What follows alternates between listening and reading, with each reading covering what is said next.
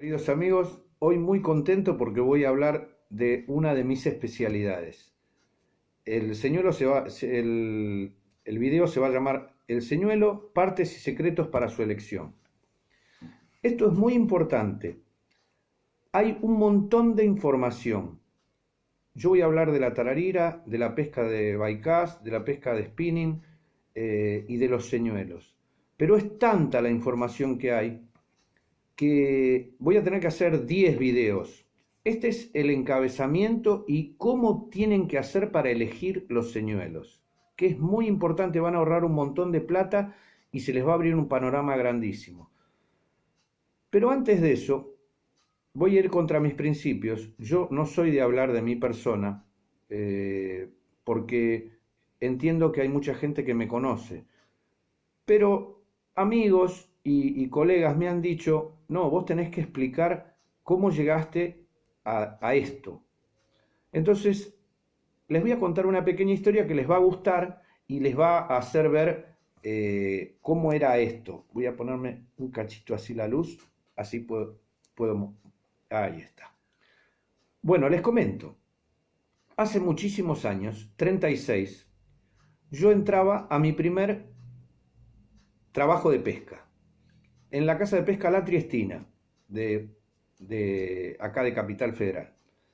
De ahí me mandaron como encargado a la sucursal de Unicenter y gracias a Dios mi padre, a pesar de que a mí no me gustaba, me había hecho estudiar inglés, entonces dominaba el idioma. Y a Unicenter venían muchos extranjeros a comprar, muchos americanos, italianos, ingleses, gente que venía turista acá o por trabajo, ahora van a ver por qué, y querían ir a pescar. Pero no existía la información que hay ahora. No había internet, no habían revistas a nivel internacional. Entonces, esto se manejaba mucho en el boca a boca y en las recomendaciones. Un día viene un cliente y el hombre había escuchado, el tipo me preguntaba así, me decía, yo quiero pescar el bass con dientes. El bass es uno de los peces más deportivos de Estados Unidos y toma señuelos. Y había escuchado que acá en Argentina existía un pez parecido al bass en cuanto a su forma de pesca, pero con dientes, muy combativo, que era nuestra amiga la tararira. Y me pedía que yo lo lleve a pescar. Yo recién comenzaba con esa locura que ahora tenemos unos cuantos, que es la pesca con artificiales. Todavía no sabía devolver. El no saber no significa que no devuelva, sino que no sabía cómo, porque no había información.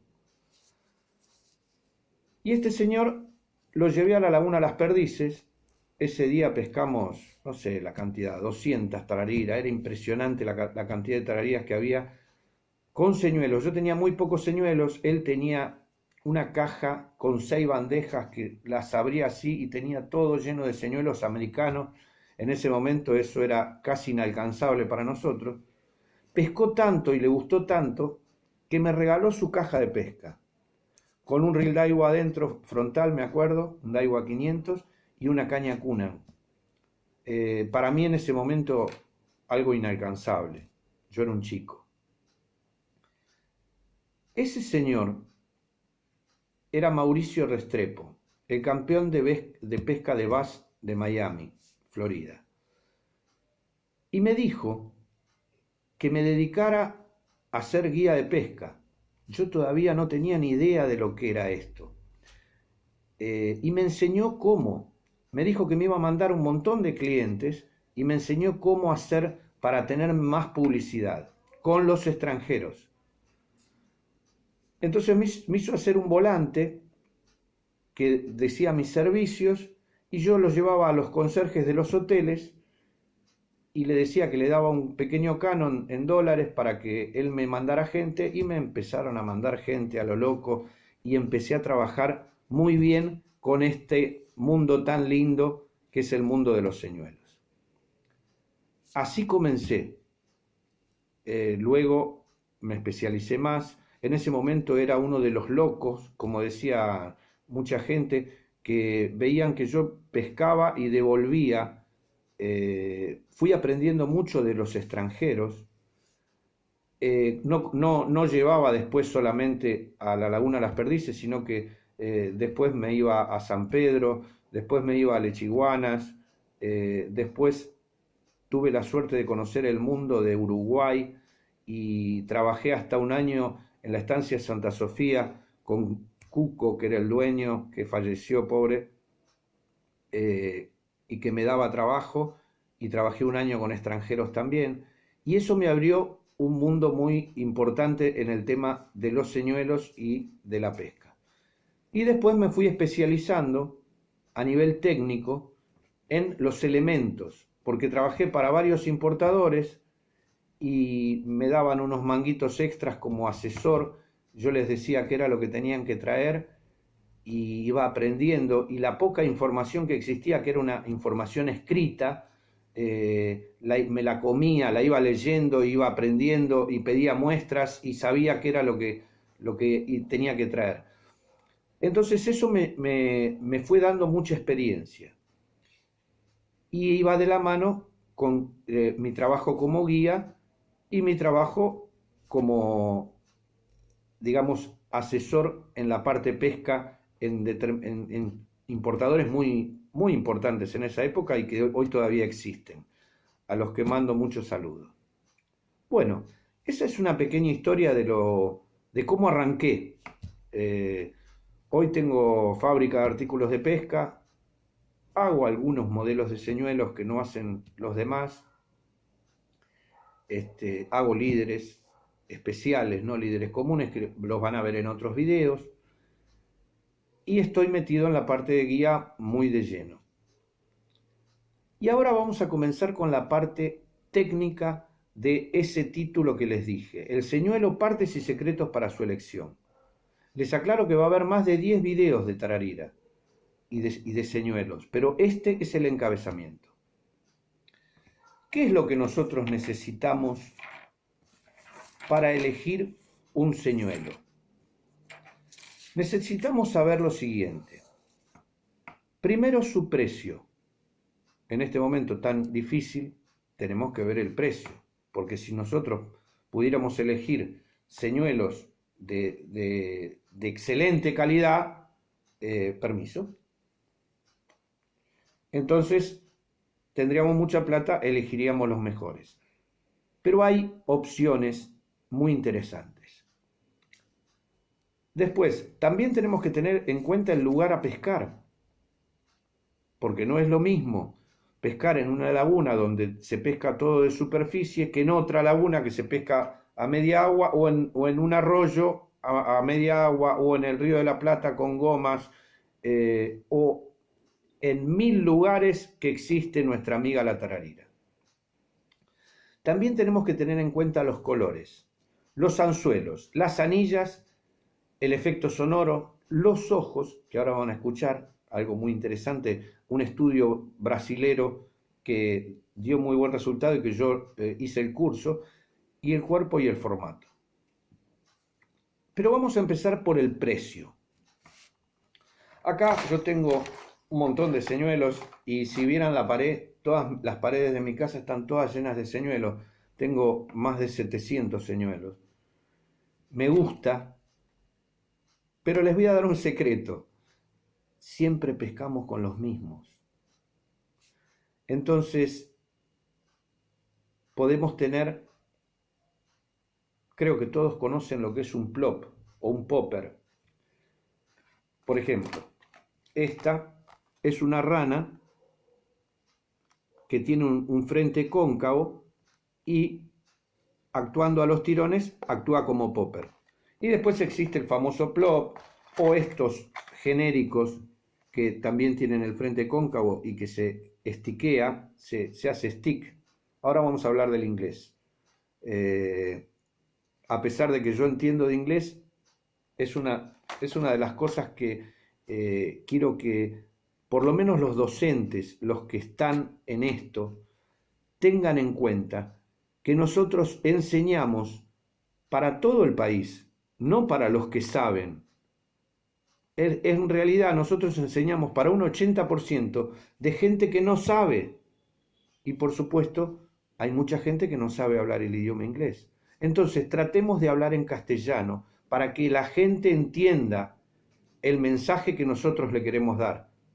Porque si no va a haber un pequeño sector que ya sabe del tema y que va a tomar pequeños tips y no toda la información que nosotros le queremos dar. Bien, entonces, hablamos del precio. Ya les dije, si tuviéramos mucha plata, bueno, elegimos los mejores. No quiero hablar de marcas, pero me obliga, ¿sí? Me obliga el tema. Rapala, Rebel, señuelos de Fred Arbogast, señuelos de mucha categoría y de muy buen precio, ¿no? Ahora, si nosotros no tenemos plata, tenemos una opción, que es, conociendo lo que yo les voy a explicar, elegir los señuelos. Todo el mundo habla de los señuelos chinos. No, porque los chinos son todos una porquería. No, yo les voy a corregir. El 90% de los señuelos que se traen acá, de China, de Oriente, sirven. Ahora, ¿cuál es su problema? Este amiguito. El anzuelo y, no sé si llegan a ver, las anillas, la argollita que va acá. Bien, vamos a hablar primero de los anzuelos. ¿Cómo identifico yo si un anzuelo es bueno o es malo? Se los voy a mostrar con un anzuelo grande para que ustedes se den una idea de cómo es esto. Un anzuelo simple, cualquier anzuelo. La diferencia entre un anzuelo bueno y uno malo es la forja. ¿Qué es la forja? El forjado del anzuelo. ¿Qué es el forjado? El forjado es que el anzuelo sea chato en sus laterales. Chato. Ahora, esta palabrita famosa que se forja se divide en tres. En todo forjado como este es todo forjado, es chato de acá hasta acá. Media forja, que empieza donde está la curva del anzuelo, y la mayoría de los triples tienen forjada la punta solamente. Bueno, este no, este tiene media forja, que es el anzuelo. Entonces, ¿cuál es el anzuelo bueno? El anzuelo que es forjado. No importa, la forja no significa que sea grueso, significa que esté forjado, que esté chato. Bien, es más complicado, pero yo les explico así para que entiendan. No nos vamos a poner a hablar de fabricación de... Otra de las cosas que los triples tienen que tener es la pata. La pata, cuando más soldadura tiene la pata, no sé si llegan a... ¿Ven la soldadura? Bueno, ¿qué pasa? Si la soldadura es de medio centímetro, en este anzuelo que es grande, el anzuelo, si tiene mucha presión, va a tender a abrirse. Si la soldadura llega a donde comienza la curva, entonces el anzuelo va a ser muchísimo más fuerte. Y ahora van a aprender otra cosa más de los triples. La pata del triple, si es larga, va a tener mucha palanca cuando hagamos fuerza. Volvemos a la física, que es lo que yo con la ciencia que yo fundamento toda la pesca. A mayor largo de pata, más fácil va a ser que se abra el anzuelo. A menor largo de pata, ejemplo, este. ¿Ven? Este es cortito. La fuerza se va a repartir más chiquita y entonces va a ser mucho más difícil que se doble el anzuelo. Bien. Y después hay otro secreto más. ¿Por qué los grandes fabricantes en el mundo utilizan el anzuelo con pata corta? Porque hay menos recorrido y más clavado. Al ser la pata más corta, el recorrido es más rápido para clavar. Se clava más fácil en la boca del pez. Si la pata es muy larga, cuando nosotros efectuamos la clavada y llega al anzuelo, el recorrido tiene que ser más largo para clavar. Entonces, esto es al revés. A menor distancia de la pata del anzuelo, mayor es la clavada. Entonces, para culminar con esto debe ser de pata corta y forjado. ¿Qué pasa si yo elijo un señuelo, chino, y ven que los anzuelos son redondos, a simple vista ven que son blandos? Ahora vamos a hablar de la dureza de los anzuelos. Entonces, ¿qué deben hacer ustedes? Cambiarle los triples y las anillas. Ahora vamos a hablar de las anillas. ¿Qué es lo que debo hacer? Cambiarle los triples y las anillas. Ahora supongamos, vamos a un ejemplo, que este señuelo, que en realidad les voy a decir que este señuelo es espectacular, espectacular. No importa la marca, ya les dije, no importa la marca. Son X-Fish, pero no importa la marca. Tiene los triples un poco débiles. Entonces, ¿qué hacemos? Agarramos una pinza que es especial para cambiar. Les voy a mostrar para que vean. Una pinza que tiene, no sé si llegan a ver acá, ¿ven? Una punta, y esa punta aprietan la argollita y se abre, y entonces cambian el triple.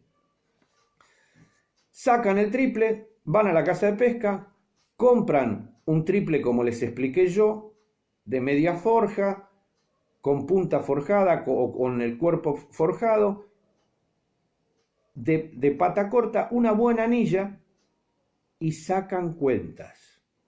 Y yo les puedo asegurar que va a ser muchísimo, muchísimo más barato que comprar el señuelo original de las marcas que yo ya les comenté, que sale muchísimo más caro. Entonces, lo importante es que el señuelo ande y que sea bueno,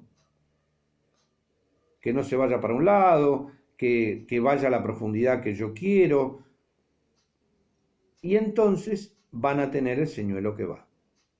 Bueno, yo les avisé, es tanta la información que recién estoy comenzando y llevamos 18:45. Es muchísima. Así que corto acá y arranco con otro video. Y ya van a ver que es la continuación de este. Nos vemos el próximo.